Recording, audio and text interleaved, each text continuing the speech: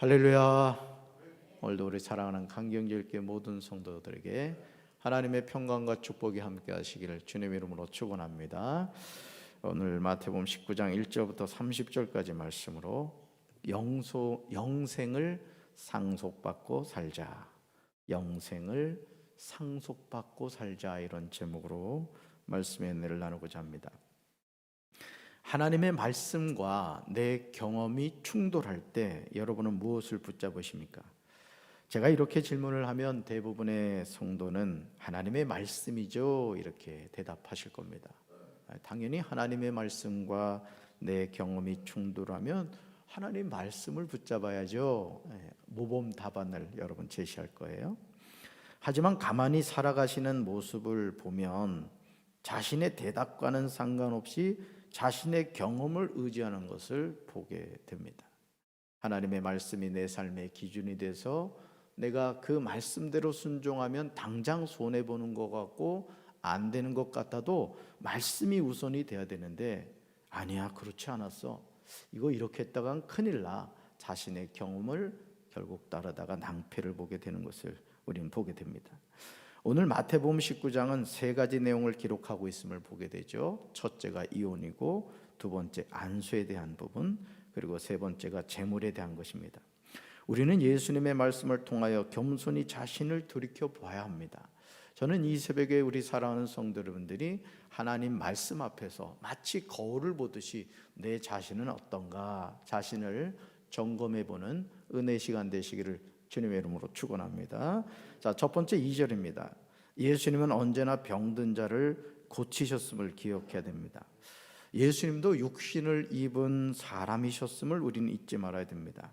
그래서 우리가 예수님이 누구신가라고 표현을 할 때, 설명을 할 때, 예수님은 참 사람이시며 참 하나님이십니다, 이걸 절대 잊지 마셔야 돼요. 그러니까 무슨 그 가연설처럼 예수님이 껍데기, 아무 의미도 없는 몸을 입으셨지만 실체는 영이셨다, 이게 가연설이거든요. 그게 아니라는 거예요. 예수님은 참 사람이시고 참 하나님이시다. 아멘. 네, 이게 중요한 신학적인 내용인데 이걸 잊지 마셔야 된다는 거예요. 자, 그래서 예수님이 우리와 똑같은 육신을 입으신 사람이셨다.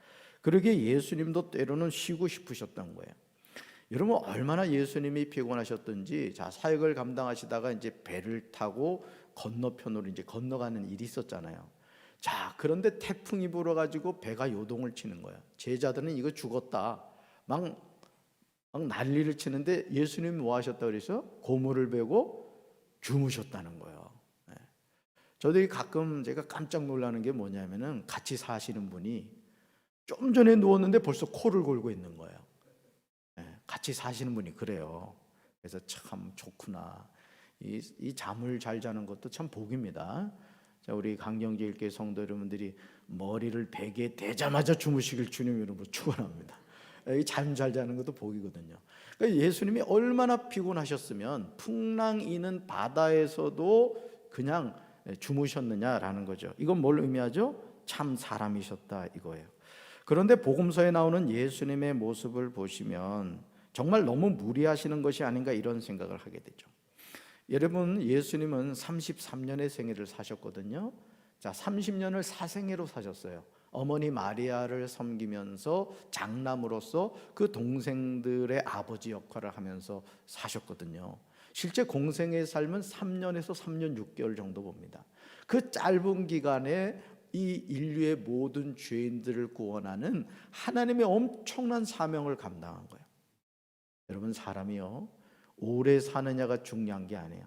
짧은 인생을 살더라도 하나님이 나에게 맡겨주신 사명이 무엇인가를 알고 그 사명을 감당하는 것이 복된 인생인 줄로 믿습니다.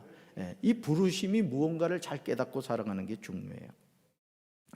자, 예수님은 가시는 곳마다 하나님의 말씀을 이해하기 쉬운 말로 풀어서 가르쳐 주셨습니다. 그리고 어떤 병에 걸린 사람이든지 차별하지 않으시고 그들에게 다가가셔서 고쳐주셨어요. 어떤 사람? 예수님을 찾는 사람. 여러분, 오늘도 이 새벽에 저는 우리 사랑하는 성도들이 예수님을 찾는 시간 되길 주님의 이름으로 축원합니다. 자, 예수님을 찾는 사람에게 예수님은 다가가셨어요. 그리고 내 믿음대로 될지어다. 할렐루야. 오늘도 주님을 향한 믿음을 가지면 주님은 어떤 병이든지 고쳐주시는 줄로 믿습니다. 만약 예수님이 돈을 벌려는 마음이 있으셨다면 갑부가 되셨을 겁니다. 하지만 예수님의 관심은 돈에 있지 않았죠. 또 유명해지시려는 생각도 없었어요. 이 목회자도 그래요. 목회자도 유명해지려고 하면 안 돼요. 여러분도 마찬가지예요. 유명한 성도가 되지 마시고 무명한 성도가 되시되 하나님 앞에서 유명한 성도 되길 주님의 이름으로 축원합니다. 하나님이 알아주는 목사, 하나님이 알아주는 성도가 돼야죠. 할렐루야. 네, 그렇습니다. 오직 예수님은 한 가지 관심이 있으셨어요. 뭐죠? 영혼 구원에 있었어요. 영혼 구원. 네. 그리고 병든 자를 긍휼히 여기시는 아버지 하나님의 마음을 가지고 계셨습니다. 그렇기 때문에 기쁜 마음으로 사역을 감당하셨죠. 사랑하는 성도 여러분, 지금 어떤 병을 가지고 계세요? 어떤 병을 가지고 계십니까? 주님의 긍휼을 구하며 사시기를 주님의 이름으로 축원합니다. 주님은 저와 여러분의 간구를 외면하지 않으십니다. 여러분, 2절 하반절 보시죠. 2절 하반절 이런 말씀이 있죠. 예수께서 거기서 그들의 병을 뭐 하시더라? 고치시더라.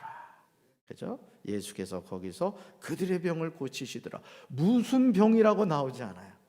뭘 의미하죠? 예수님께 다가가는 사람은 어떤 병에 걸렸든지 예수님은 다 고쳐주실 줄로 믿습니다. 우리는 이 말씀에 그냥 아멘 하면 돼요. 한번 따라합시다. 아멘. 아멘. 예. 자, 두 번째로 5절과 6절입니다. 결혼과 이혼은 철저하게 하나님의 말씀의 기준으로 이루어져야 돼요. 결혼을 하는 것도 그렇고 이혼을 하는 것도 그렇다는 거죠. 오늘 신성해야 하는 이 결혼식이 이벤트가 되어버렸습니다. 본문 5절로 6절에 나오는 창세기 2장 24절의 말씀은 철저히 무시당하고 있습니다. 사랑하는 성도 여러분, 하나님은 엿새째 흙으로 남자만을 만드셨습니다. 그런데 아담이 독초하는 것을 좋지 않게 보신 하나님이 아담의 갈비뼈로 아내인 하와를 만드셨습니다. 자, 하나님이 첫째 누굴 만들었다고요? 네, 아담 만들었어요. 남자를 먼저 만들었다고요. 자, 정말 이상하지 않습니까? 왜 많고 많은 아담의 신체 조직 가운데 하나님은 아담의 갈비뼈로 하와를 만드셨을까요? 한번 여러분 생각해 보셨어요?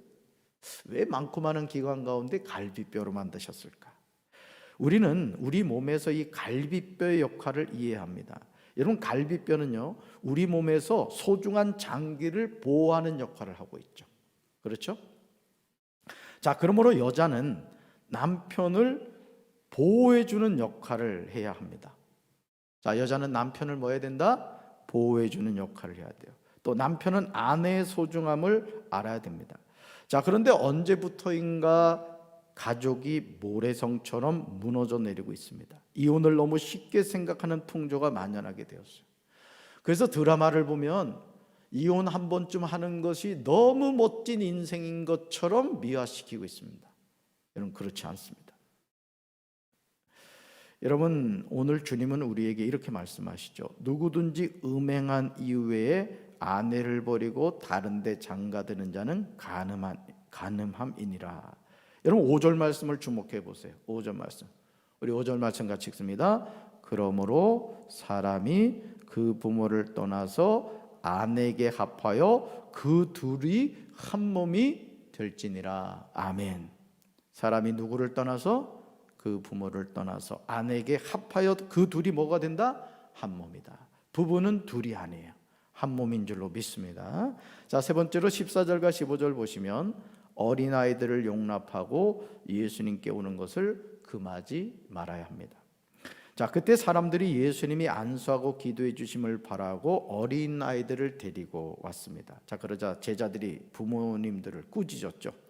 왜냐하면 당시 아이들은 인격적인 존재로 전혀 대우를 받지 못하고 있었기 때문에 그래요. 그러니까 예수님 당시 어린 아이들은 인격적인 존재가 아니었어요. 여자도 마찬가지였죠. 사실 우리나라에서도 여자가 어떤 하나의 인격체로 존중받은 때가 그렇게 많지 않죠.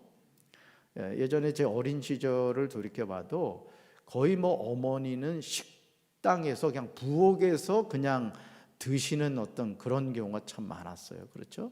같이 상에서 앉아서 식사를 한다는 것은 뭐 언감생신이었죠.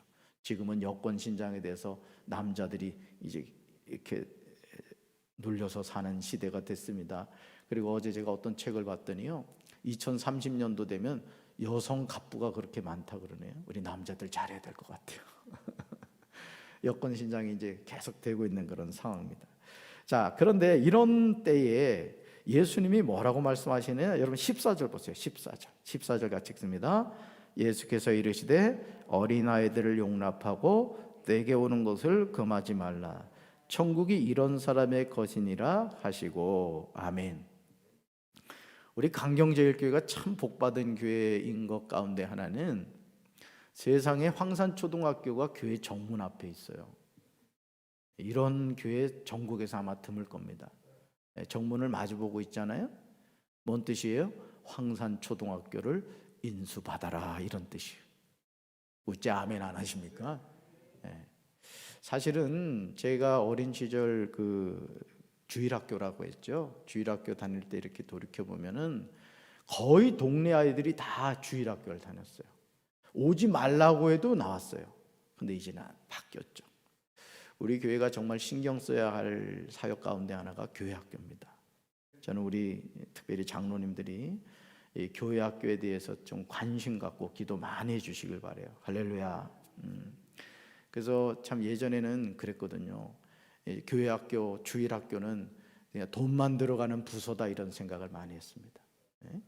그래도 장년이 한 명 더 들어오는 게 낫지, 애 와봐야 교회 물건 망가뜨리고 이런다고 했어요. 근데요, 여러분, 교회 학교가 우리 강경제일교회 미래입니다. 아멘이십니까? 그래서 여러분, 어린아이들을 전도해야 돼요. 어제도 우리 목사님 교육자들 제가 모임을 담임 목사실에서 가졌습니다마는 제가 각 부서 2021년도 전도에 대한 계획을 세우라, 우리 목사님과 전도사님들에게 그 말씀을 드렸어요. 여러분, 영혼은 그냥 오지 않아요. 전도해야 올 줄로 믿습니다. 어린 아이들의 영혼이라고 여러분 경홀히 여기시면 안 돼요. 왜요? 오늘 예수님이 그랬잖아요. 예수께서 이르시되 어린 아이들을 용납하고 내게 오는 것을 금하지 말라. 자, 천국이 이런 사람의 것이다. 사랑하는 성도 여러분, 우리는 예수님의 말씀을 통해서 자녀를 대하는 부모의 자세를 점검해 봐야 됩니다. 혹시 자녀를 부모의 부속물 정도로 생각하지 않습니까? 인격적인 존재로 대하기보다는 부모의 뜻대로 좌지우지할 수 있는 비인격적인 존재로 보고 있지 않아요? 내 말대로 해, 아빠 말대로 해, 엄마 말대로 해, 밥 안 줘? 이러고 있지 않느냐 이거죠. 여러분, 자녀도 한 인격이 있음을 믿으시길 바랍니다. 자, 하나님 나라는 이런 어린아이들의 것이라는 주님의 말씀을 잊지 말아야 돼요. 그래서 우리 강경제일교회 요 놀이터가 있더라고요. 제가 여기 부임해서 이렇게 보니까 아이들이 거기 와서 많이 놀아요. 여러분, 교회는요, 애들이 뛰어다녀야 돼요. 사실은 물론 예배를 우리가 이 거룩하게 드린다는 것을 뭐 여러 가지로 생각할 수 있습니다만은, 여러분 옛날 생각나시죠? 꼬맹이들 막 예배 시간에 뛰어다녔잖아요, 그죠? 물론 그 모습이 예배에 집중되지 않는 좋지 않은 모습으로 볼 수 있습니다만은, 그래도 애들이 놀아도 교회 와서 놀아야 됩니다. 아멘. 그래서 앞으로 저는 우리 교회가 그 뭐라 그래요, 키즈 카페라고 하죠. 그 아이들이 이렇게 놀 수 있는 좀 놀이 시설을 실내에도 좀 만들어서 꼬맹이들이 와서 좀 놀 수 있는 그런 좀 장소도 만들어야 되지 않을까, 그런 생각을 합니다. 어쨌든 우리 교회 강경제일교회 성도들이 그런 관심을 가지고 같이 기도하면서 우리가 그런 준비를 해야 되지 않을까, 그런 생각을 합니다. 자, 네 번째로 16절과 21절이에요. 생명에 들어가는 길은 내게 있는 것을 내려놓을 때 감을 기억해야 돼요. 자, 복음서에 나오는 장면 가운데 정말 안타깝게 느껴지는 내용이 마태복음 19장 16절로 22절에 나오는 재물이 많은 청년에 관한 내용입니다. 참 안타까운 장면 가운데 하나예요. 정말 놀랍게도 이 청년은 예수님께 와서 인생의 본질적인 질문을 던집니다. 얼마나 귀한 일이에요. 자, 예수님 앞에 와서 뭘 물었다? 인생의 본질적인 질문. 뭐라고 물었죠? 선생님이요, 내가 무슨 선한 일을 하여야 영생을 얻으리까? 자, 이 청년이 뭐에 대한 관심을 갖고 있어요? 영생에 대한 관심을 갖고 있습니다. 그런데 문제는 이 청년에게 뭐가 많았다? 재물이 많았다는 거예요. 저는 강경제일교회 성도 여러분들이 물권의 복 받게 되길 주님의 이름으로 축원합니다. 그런데요, 그 축복에 반드시 겸해서 받아야 될 것이 뭐냐면 그 물질을 다스릴 줄 아는 능력을 받으셔야 돼요. 아멘.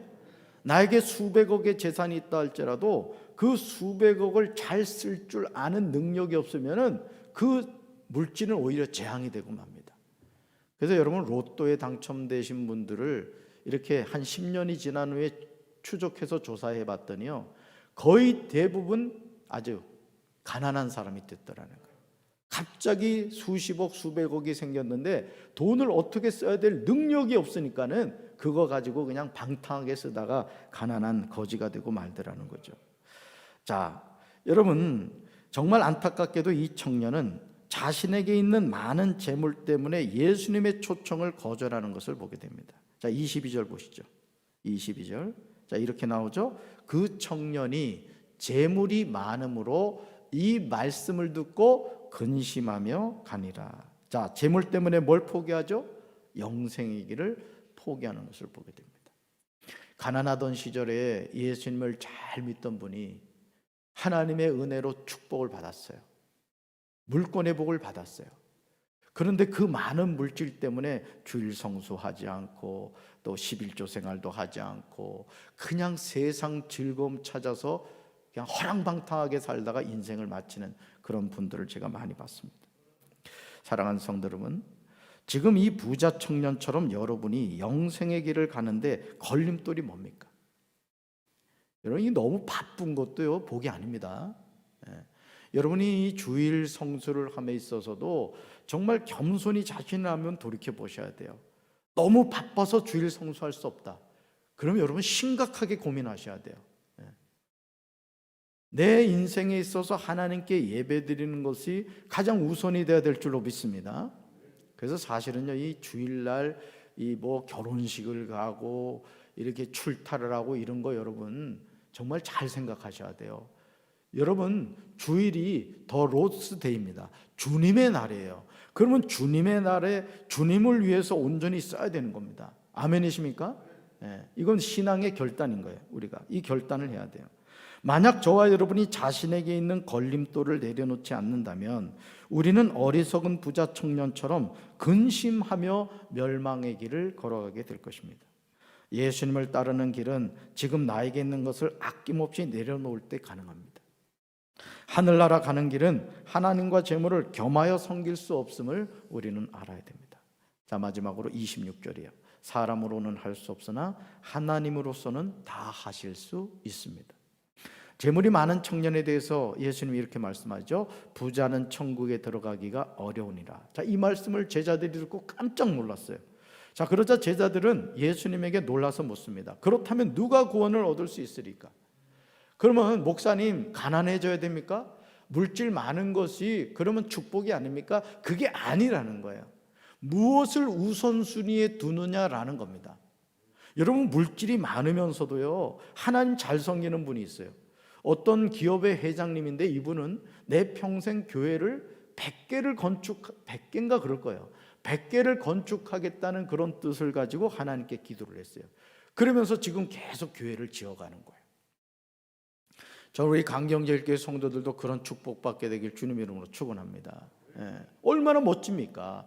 하나님이 주신 물질을 가지고 말이죠, 하나님의 성전을 지어간다고 생각해 보세요. 또 여러분들이 우리 목회하시는 목사님들 가운데 정말 어렵게 목회하는 분들 많거든요. 내가 그런 목사님들을 섬기겠다. 그러면서 예를 들어서 우리 가정이 5교회를 섬기겠다, 또 한 교회를 섬기겠다, 얼마든지 상관없거든요. 큰 물질이 아니더라도 그런 마음을 가지고 하나님을 섬기는 마음으로 그렇게 하면 얼마나 기쁘겠어요. 자, 우리 강경제일교회 그런 분들이 많이 일어나게 되길 주님 이름으로 축원합니다. 네, 그래요.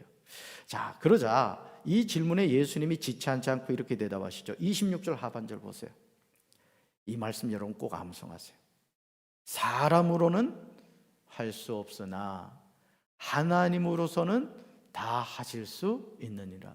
이것은 어떤 말씀에도 적용되는 말씀이에요. 사람으로는 할 수 없으나 하나님으로는 다 하실 수 있느니라. 여러분, 이 말씀과 같은 말씀 기억나세요? 할 수 있거든이 무슨 말이냐?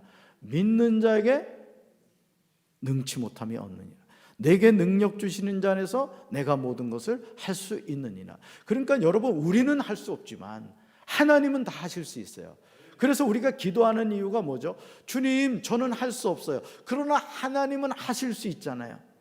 우리가 믿음만 가지고 나갈 때 하나님이 불가능을 가능하게 하실 줄로 믿습니다. 여러분, 구원은 철저하게 하나님의 소관이죠. 우리가 예수님을 영접하고 하나님의 자녀가 된 것은 하나님의 뜻으로 말미암은 것입니다. 그러므로 주님이 가신 길을 걷기 위해서 어떤 것도 걸림돌이 되면 안 돼요. 아까워도 내려놔야 돼요. 아까워도.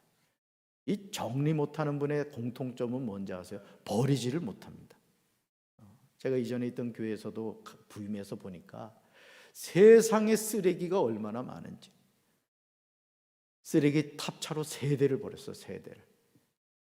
그러고 나니까 교회가 좀 깔끔해지더라고요. 아마 우리 강경제일교도 마찬가지일 겁니다. 잘 버릴 줄 알아야 돼요. 물론 버리지 말아야 될 건 버리지 말아야 돼요. 사람은 버리면 안 됩니다. 집에서도 마찬가지, 우리 삶에서도 그래요. 버려야 될 게 있어요. 탐심, 욕심, 또 세상의 어떤 명예, 이런 것들, 권세 버려야 되죠. 우리는 오직 예수님 붙잡아야 할 줄로 믿습니다. 자, 하나님을 위하여 어떤 것이든 버린 사람에 대해서 예수님은 하나님이 영생을 상속하신다고 말씀하세요. 자, 그런데요, 아주 뼈 있는 말씀을 하시죠. 뭐죠? 그러나 먼저 된 자로서 나중되고 나중된 자로서 먼저 될 자가 많다는 거예요. 신앙생활도 그래요. 아주 모태신앙으로 자랐는데도 맨날 모태 하면서 사는 사람이 있는가 하면, 방금 부름을 받았는데도 은혜 충만해가지고 그냥 하나님의 일이라면 몸을 사리지 않고 일하는 분들이 있어요. 여러분, 먼저 부름 받았으면 먼저 쓰임 받으시길 바라요. 그리고 혹여나 나보다 나중에 부름을 받았는데 그분이 장로가 되고 권사가 되고 집사가 됐다고 배합하지 마세요. 그럴 필요 없어요. 부르심 받은 그 자리에서 하나님의 사명 감당하면 하나님이 아름답게 쓰시는 줄로 믿습니다. 오늘도 우리 사랑하는 강경제교회 성도 여러분들, 하나님으로서는 다 하실 수 있다, 이 말씀 붙잡으시고 어떤 상황에서도 믿음으로 승리할 수 있게 되기를 주님의 이름으로 축원합니다.